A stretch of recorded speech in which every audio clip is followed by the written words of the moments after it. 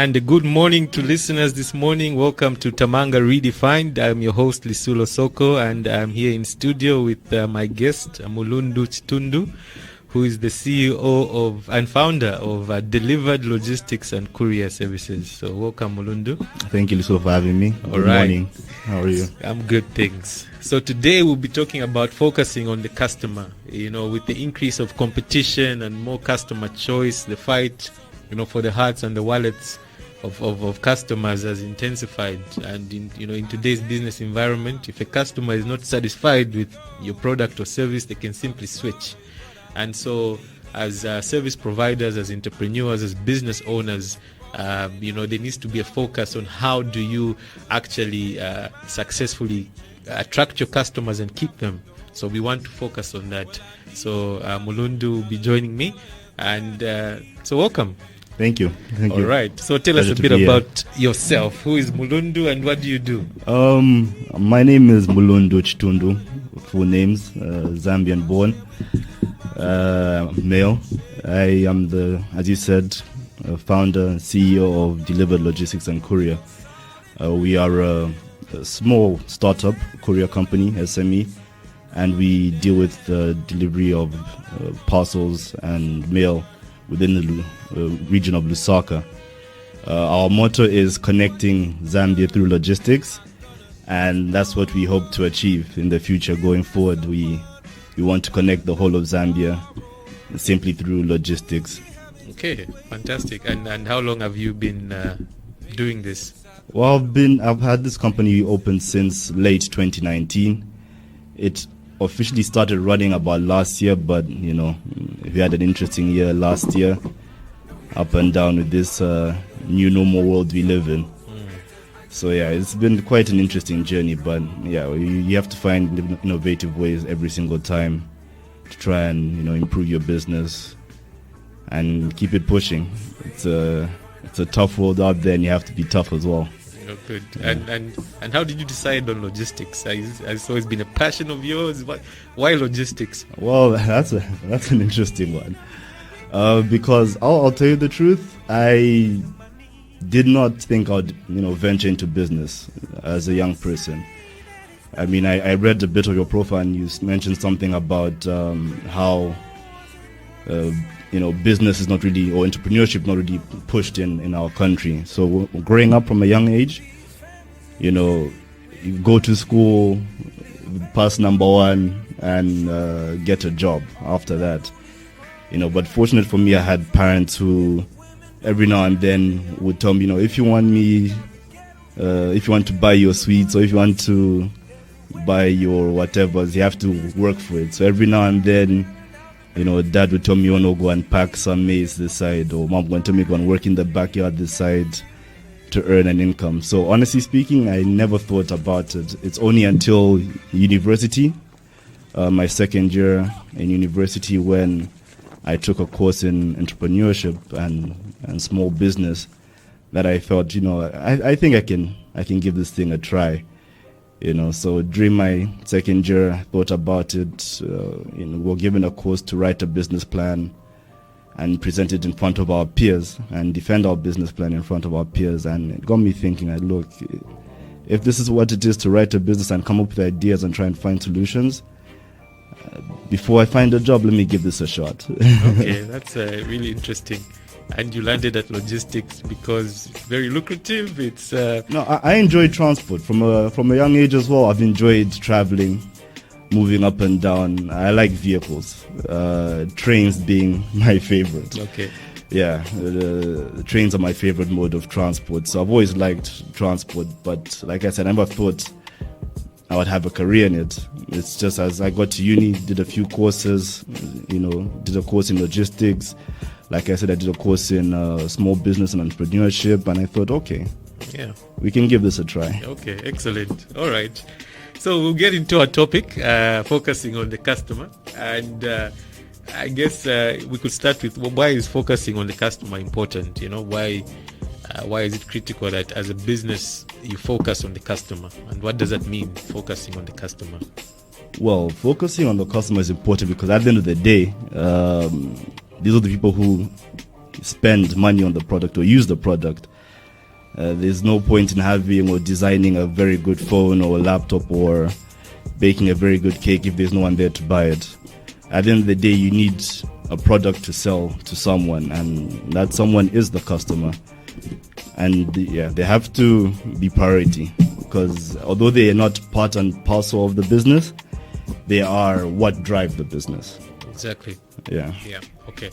And what does it mean if we could break it down in terms of the actual focus? Obviously, you do need a customer, but what is it about the customer that you need to focus on and get right as an entrepreneur? Mainly, it's the wants and the needs of the customer.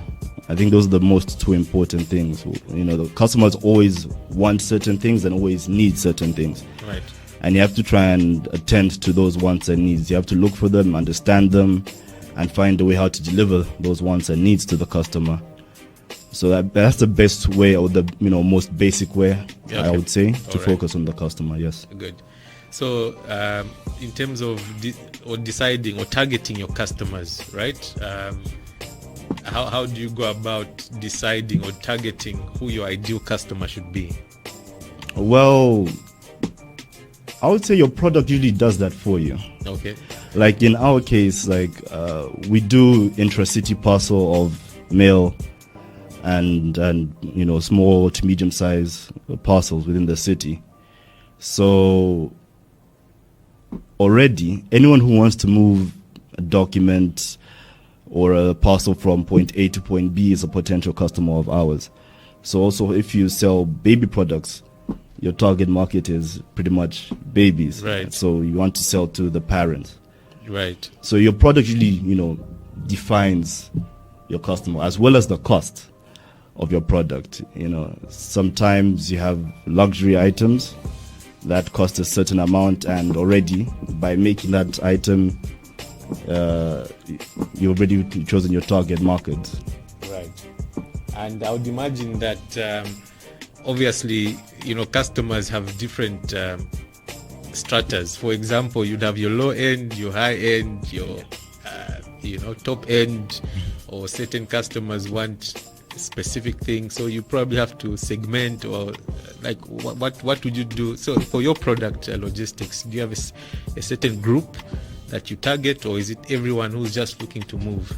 Well, personally, we look at individuals who want to send something to their friend, colleague, to another destination where they, for example, if they're also a small business, we also look at them. So I'll say small businesses, individuals. We're trying to get into the larger businesses. They're a bit more demanding, so that would probably take a bit of time. So we look at, that's how we pretty much segment our clients. Okay. Yeah. And you cater to basically all of them? Yes. Okay, all right. And do you have sort of specific features in your products or services that differentiate you from others that targeted your customers? How did you design? Maybe let's backtrack a bit. How did you actually design your product offering or your service offering? Well, how I designed it? Well, of course, like I said, look at the want and the need. Right. What do the clients want? What do the clients need? Then also looked at the technology available to us in today's world, as how we can use it to, support our courier system. So explain that a bit, the technology. Like, what are you using at the moment? Mainly, we use simple technology. We're not going above and beyond. Like right now, how we like to track parcels, because we use motorbikes to transport the mail or the parcels. So it's hard to put a tracking device in a motorbike, so you as a customer can be able to follow where your parcel is going. So at the moment we use WhatsApp. Okay. So when you want a parcel sent or delivered to you, or you're sending to your colleague etc., we send you a WhatsApp live location, as well as we send the receiver WhatsApp live location. That way you're able to see how far your parcel is going. That's good. That's smart. Thank you. All right. Excellent. And I guess in terms of growing your customer base or keeping them, retaining them, making sure they keep coming back? What are some of the, I guess, practical things that you do to retain your customers, make sure they keep coming back and things like that? Well, number one, the pricing. I think for us, number one, the pricing is important, especially in our line of work. What determines our pricing in our line of work is the cost of fuel. And the economy we have right now, over the past 5, 6, 7 years, the fuel prices have been going up. So, it makes it difficult for us, right, when we're trying to be competitive in that sense, because now it's like we're forced due to in the economic environment to do things a certain way, right.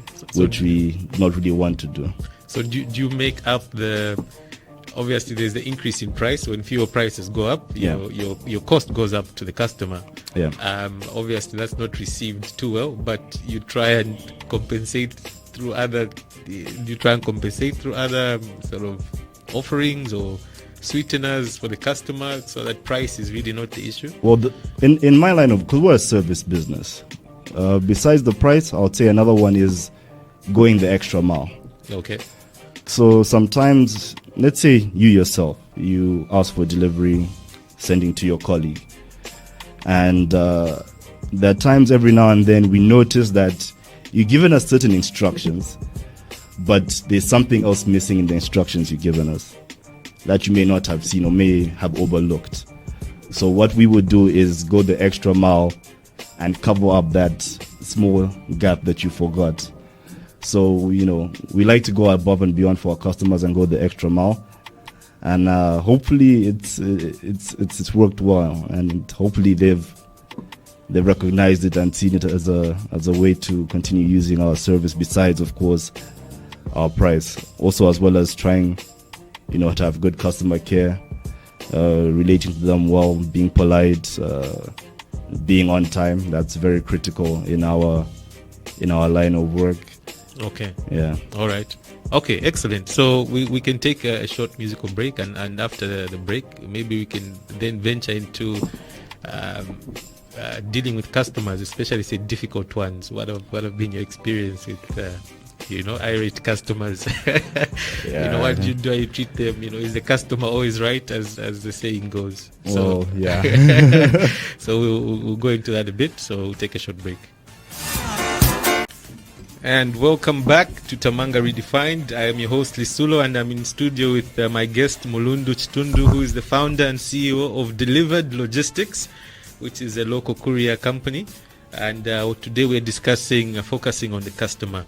So, Mulundu, in terms of difficult customers or customers who are not satisfied, how do you approach it? What's the general, I guess, strategy to deal with difficult customers? Well, is the customer always right? Well, to start with that one, I've never really agreed with that statement. I'll tell you the truth, because I myself am a customer. Okay. When I go to eat out, when I go to the cinema, I'm also a customer, and there have been times I have been wrong as well.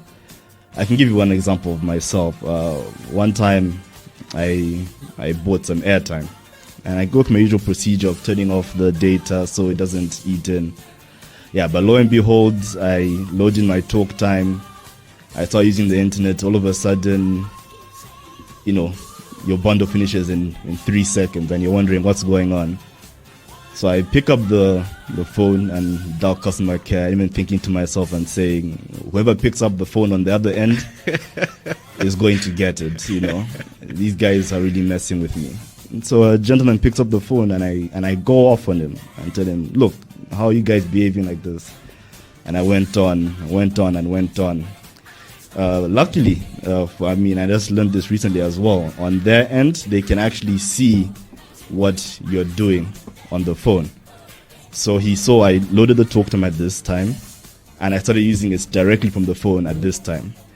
When I thought I did the star whatever hash and I bought the data bundle, and he was very calm and patient and polite with me. He never made me feel that, stupid or embarrass me for going off yet out in the wrong. So, yeah, the customer is not always right. I've never agreed with that statement.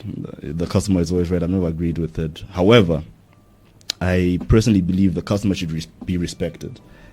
And with my experience on that day with the customer care operator, he showed me respect.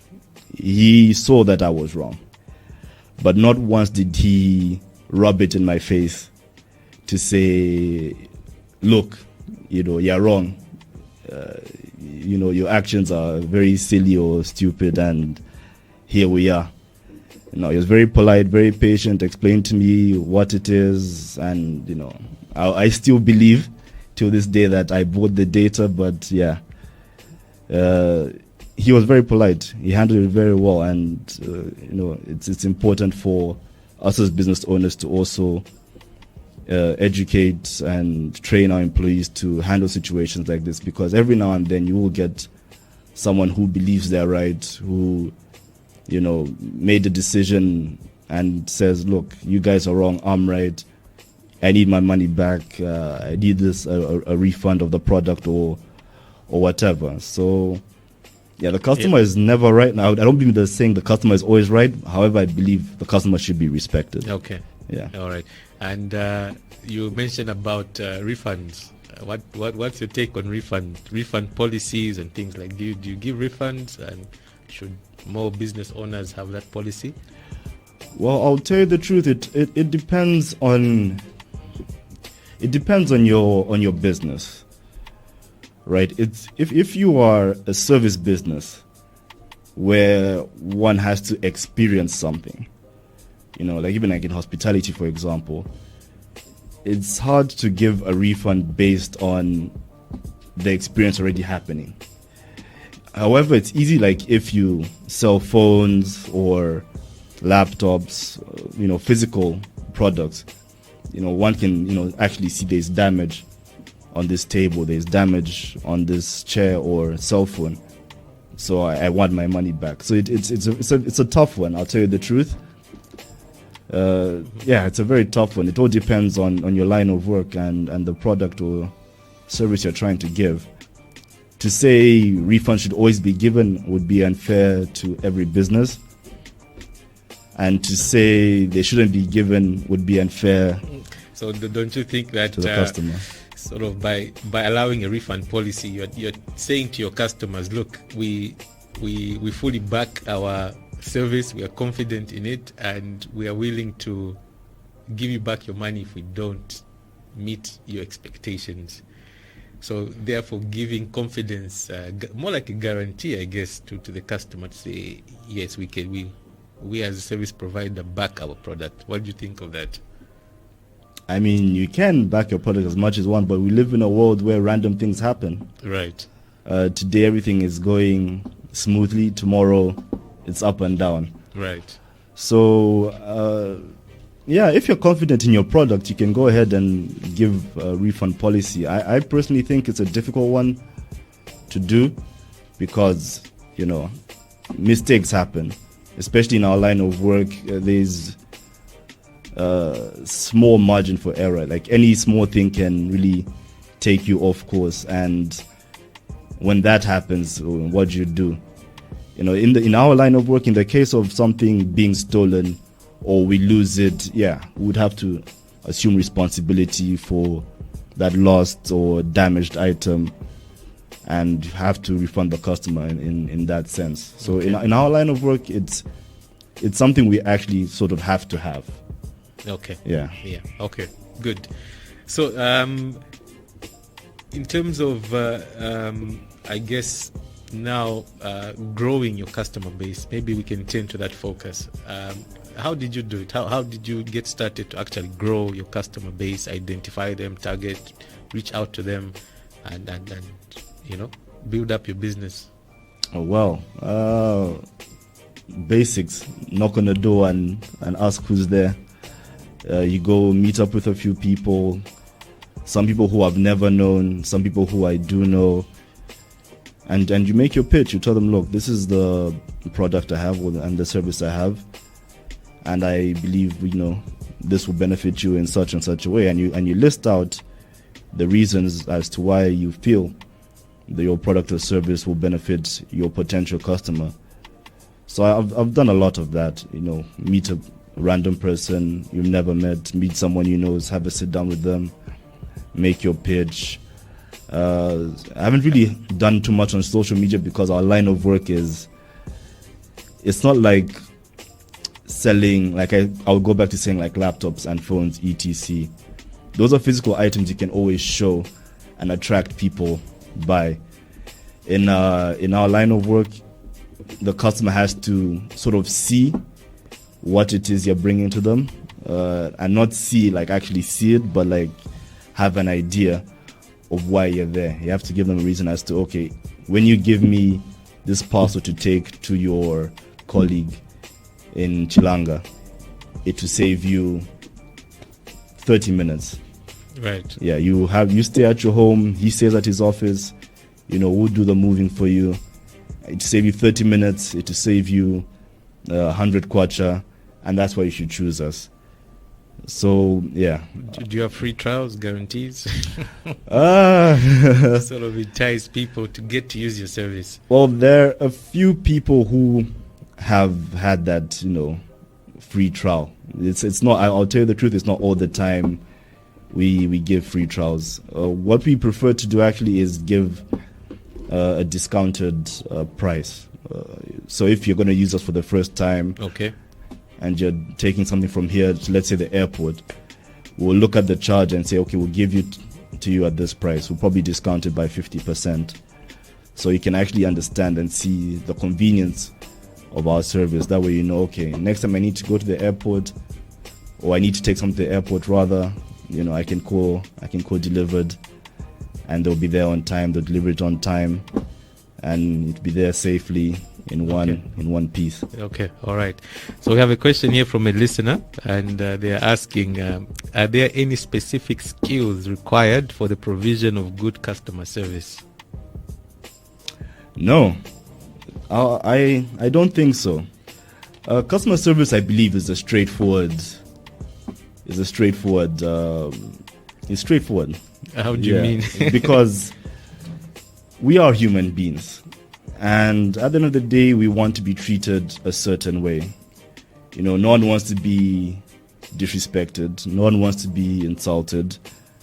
No one wants to feel attacked or feel bad. So, as a human being, from one human being to another, there's a certain way I can relate to you. So, no, you don't really need any skill. You have to have a good heart, I like to think. I'd say that will probably be the basic, because in customer care, you will get a time where you are getting shouted at, and you have to probably sit there on the phone or sit there in front of someone and then apologize, explain to them for what has happened, and try and make up for your mistakes. So there's no specific skill. It's mainly just having the heart to be there for the customer and caring for the customer. So basically just treat people the way you would like to be treated as well. Exactly. Okay. And I would also imagine you should have at least information on hand to be helpful to the customer, because what I've found most of the time is when you call customer care and you tell them this is your problem, and then they have to refer you to 3 other people 3 days later, that kind of thing. So most of the times I feel that the people who are answering phones are not equipped with the information or how to deal with the problem. I don't know what your take on that would be. But on that one, you can't really blame the person who picks up the phone. You blame the company? Sadly, you have to. Also, like in our line of work, if something happened in our business, it's our job to make sure that, okay, we have to look at the various scenarios that can happen. Is the possibility of loss of property there? Yes. Damage? Yes. Delay? Yes. So if we know these 3 things are possible, what's step 1 when it happens? Okay, the item is lost. What's step 1 when the item is lost? Can we find it? We try and track it. We try to track it. No, it got lost in the warehouse. Maybe it got stolen. I don't know. Maybe you have to now involve the police and explain to them this is what happened. You find out what the parcel was, the value of the parcel, and then also going back to what you're saying about the whole refund process, maybe you have to get to that. So the company is supposed to equip its employees to have the tools and knowledge of how to handle any situation. I agree. Yeah. So Okay. I would say that would be it. All right. And then another question from a listener. What would you say is the most difficult thing about offering good customer service consistently? What's the most difficult thing?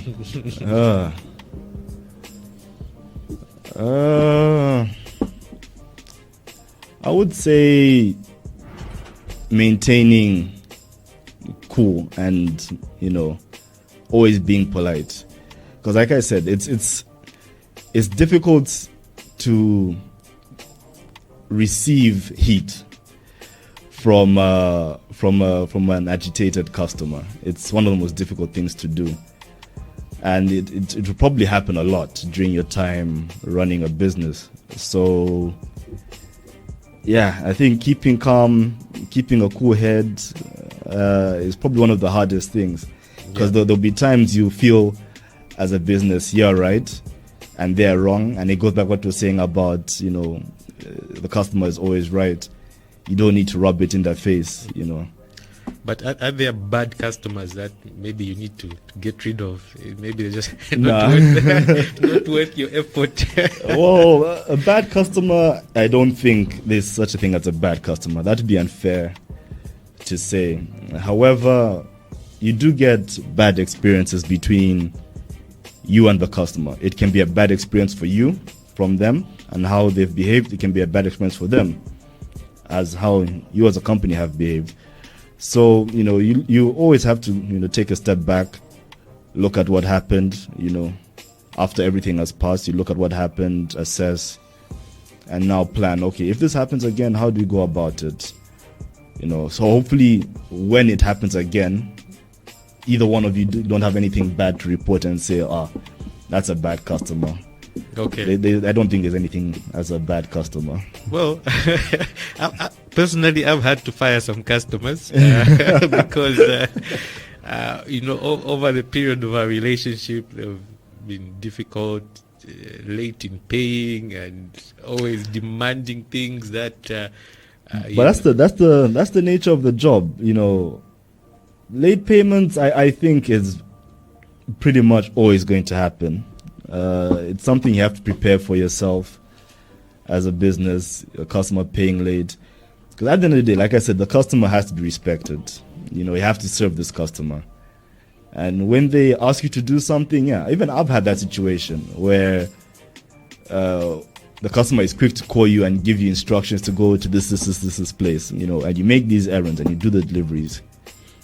Come month end, the money is not there. Could you give us a week or two to make this payment? And yet they're thinking like, okay, when you were sending me, you knew what you were doing. However, now you're not able to pay for the services. It's a difficult one. The customer business relationship is always an interesting one. It's an interesting dance, I would say. Yeah. Okay. Interesting.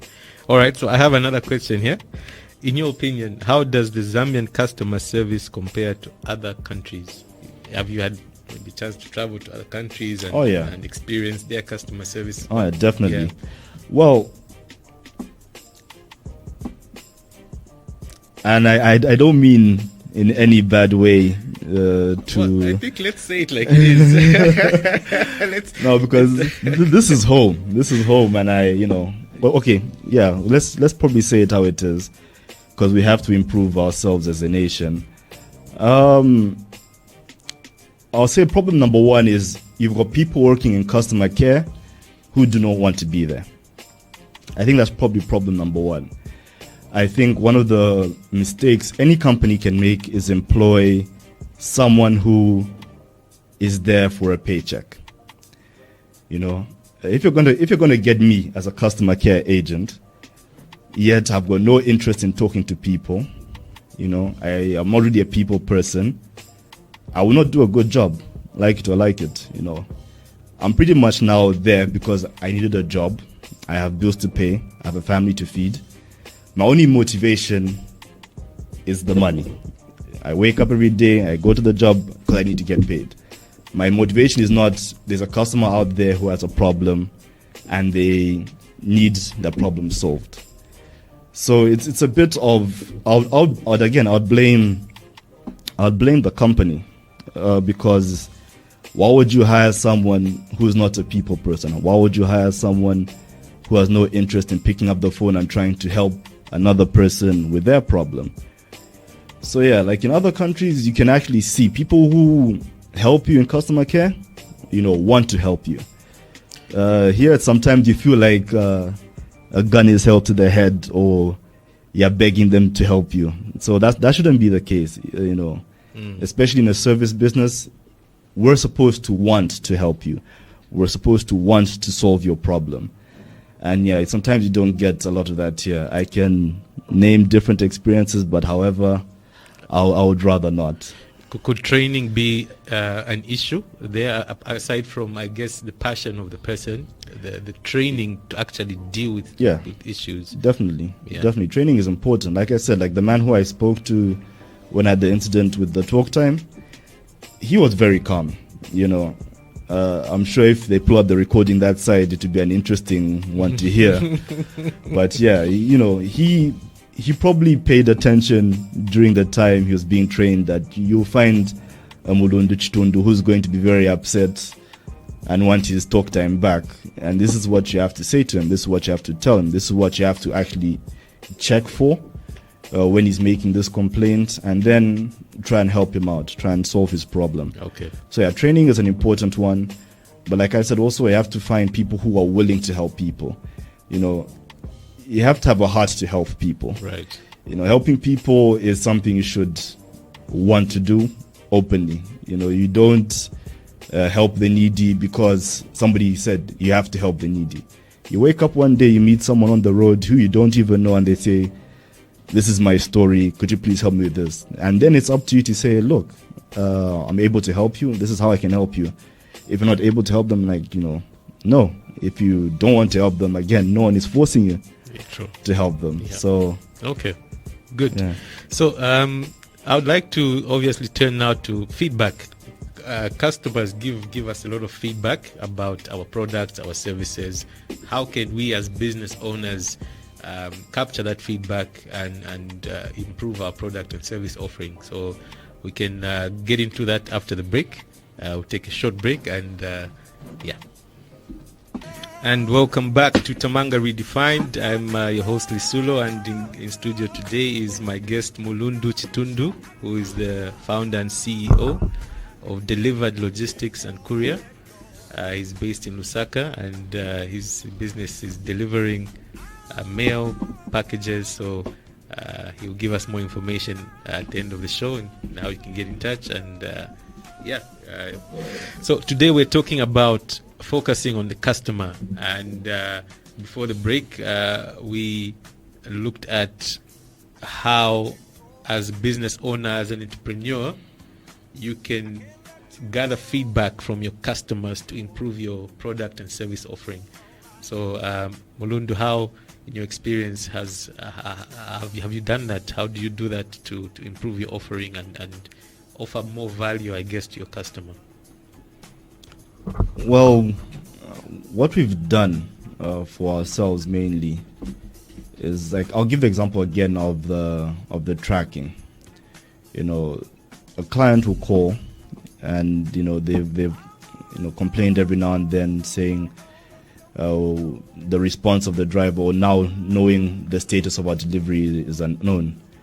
And we've listened to them and said, okay, we need to find a way to try and solve this. And that's how we came with the whole WhatsApp tracking, because that's very easy to do on the phone. The customer is always on the phone. For those who have smartphones, are always on WhatsApp, checking messages, talking to family, talking to friends. So when you started, you didn't have that feature? No. It only came up as we went along. Yeah, we never had that feature at all. We never used to offer that to our customers. Like, when we started, if you were sending a parcel, you would come and collect it, and then it would go. Right. then you probably, get feedback from the person you're sending to, saying that, oh yeah, I did in fact receive the parcel. Because this is something that I haven't really seen a lot of in Zambia, is where businesses are constantly improving. They're offering. Why is that? Why? What? Is it the mindset issue? Are people just not bothered to constantly improve their offering themselves so that they give more value to the customer? Probably, yeah. It's probably a personal thing to do with the company. Yeah, probably it's a mindset thing that when you reach a certain place, you're comfortable. And that shouldn't be the case, for any business. When you reach a certain point and you're comfortable, it just shows you that's just not the basic now. There's actually more you can be doing than what you're currently achieving. So you have to look at different things. What more do your customers want? Are there any other products or services that can complement what I'm currently giving them? And yeah, you have to continue, remodeling, restructuring, and trying to figure out exactly what it is your client wants exactly, besides the broad view of, oh, this is what they want. You have to dive deep into, okay, this is what they want, and they want it done like this. They want it in this time. They want it at this specific place. You have to dive a bit more deep to understand your customer. And when you do that, you now see yourself probably making a better product or a better service for the customer.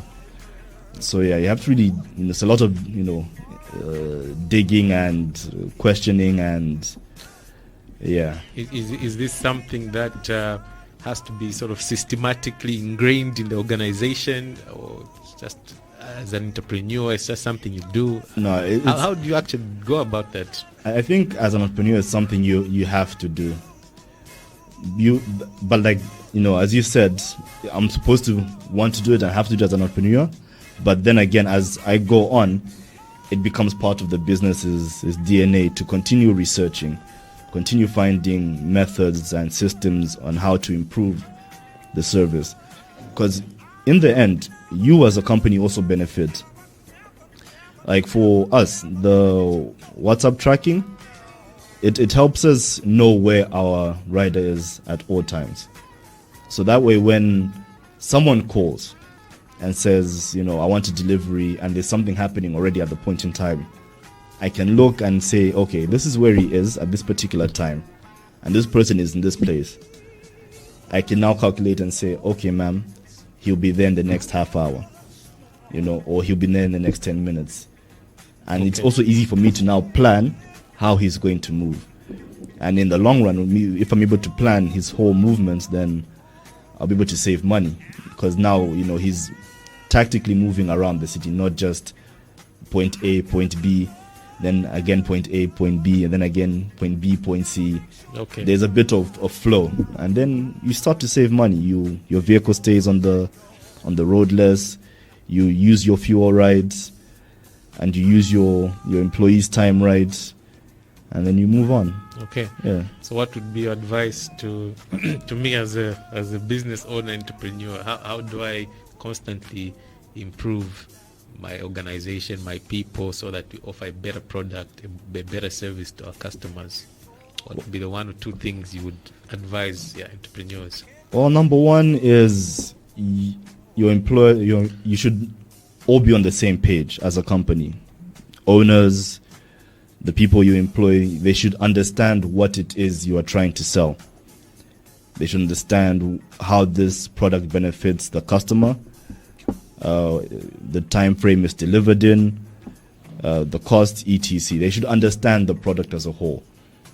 And then, as we've talked about, training them how to sell the product, how to, in the case of the riders, how to deliver the product, how to respond to when the client is calling, are very important. So I think those two, training, understanding, being on the same page with your company, are probably the basic two I would go to. However, as you grow as a company, there's more. Technology is improving. You have to look at what you can add in terms of technology, right, to improve your company. Also in terms of structure, maybe something that was set when you started, may not be as effective in the future. Maybe a step that needed 5 people now only needs 3 people. So yeah, that's continuous improvement. Okay. Yeah. So it's really just a mindset to continue learning and growing as and when your business grows. That's the fun part about being a business owner. I don't think every day is the same. A lot of days are similar, but I don't think every day is the same. So, today you've got this issue, tomorrow you've got that issue, and you always get an opportunity to learn from each situation. Each client is a different experience. And you have to learn. You have to look at each client and say, okay, we did this right. How did it go right? Because we did this. Okay, this went wrong. Why did it go wrong? Because this happened. And as you continue learning, you continue improving. Right. Yeah. Yeah. Okay. Excellent. So, you tell us a bit more about your company. Where can people find you? Where can people get in touch if they want to deliver their parcel? Where you found? Okay, we are based in Lusaka, Rhodes Park area. If you know where Handyman's Paradise is, it's the road after. It's Kalembwe Close, number 5. We are on Twitter at LTDDLC. We are on Facebook at DL Courier. We are also on Instagram at DLCZM, I believe. To contact us, you can contact us on 0977 363 925. If you have any delivery needs, you can contact us on that number. Okay. So we're here for you. We're ready to serve you. We're trying to grow a company. Like we said, we're trying to connect Zambia through logistics, and we have plans. For the future. What are some of those, I guess, plans? In obviously a nutshell. No, I can't say, because now I'll probably be giving information to the competitor. So in terms of just how you want to grow and expand and reach, are you just looking at being local Zambia or planning international? Of course, to conquer Africa would be nice. Would like to be the kings of Africa. That's the final goal. But I'll tell you this, in Zambia specifically, we would like to try and work with the post office. I think, personally speaking, our postal system has been underutilized. It's a very good structure. It's actually not even one of our postal service is actually the oldest business in the country. And I think we have to go back to that, go back to the postal service and see how we can work with the postal service to now reach every single Zambian in the country. For me, that's my main goal, to connect Zambia. But I'm going to grow old at some point in time, and this company will be run by different people. So hopefully they'll be the ones to now conquer Africa. Right. Yeah. Okay. And in terms of the postal service, you bring that up. That's an interesting one. What are some of the things that you think could be done better in the postal service, that being your industry? Oh, well, number one, I think technology has to come in from the point of when the customer wants a parcel collected from their home, or when a customer brings a parcel to the post office. There should be a system of, even if I do not have a smartphone, let's say I don't have a smartphone, I'm not able to track on my phone, there should be a system for where I'm able to make a phone call, you come to my home, collect my parcel, and I'm aware of where my parcel is pretty much at each step. Mm-hmm. So I think the most important one is technology. Okay. Number 2 is the mode of transport. I told you earlier that I'm a huge fan of trains. That's my favorite mode. And it's very sad that, we haven't used that mode of transport in Zambia yet. A lot of our goods move by road. I mean, it works, I would say, but then again, it's not the only way. And the cost as well. As well as the cost. The costs of, running a vehicle all the time on the road. Also the driver, time away from his family, he's always on the road. In Zambia, as you know, accidents happen a lot, which is sad.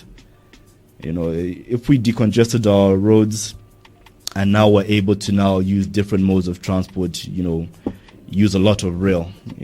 Rail would really solve a huge problem for us in Zambia. I agree. And yeah, also introducing, there's some airlines coming in. We've got Mahogany. I understand that's passenger, but then again, it'd be nice if they could also try and venture off into parcels and stuff. Cargo and stuff like that. Yeah. Okay, that's good. The very last question from my listener: after sales service, as a courier company, what after sales service do you provide to customers? Wow, after sales service. Honestly, I don't think we do have any after sales service. Something for you to think about. Yeah, I think that's actually a good question. Thank you for asking that question. We have to think about that one, because for us, it's usually meet the deadline, meet the target, and on to the next one. Yeah, Okay. we do the dance all over again. But Right. thank you for that question. It's something to think about, something to learn. Yeah. Okay, great. All right, so we've come to the end of our program. I've had a blast. I think I've learned quite a bit about customer service and focusing on the customers. So any last comments, thoughts? No. Listeners? Thank you. First of all, thank you for having me. Congratulations on your book as well. Thank you. Please try our service. We are a young company, Zambian owned, youth owned. We aspire for greatness. We look forward to serving you, and we hope we can live up to your standards. We've set our own standards, but you, our customers, have your own standards, and we want to meet your standards. You can contact us on 0977 363 925. That's 0977 363 925. All right. And with that, we'll come to the end of our show. Until next week, good morning.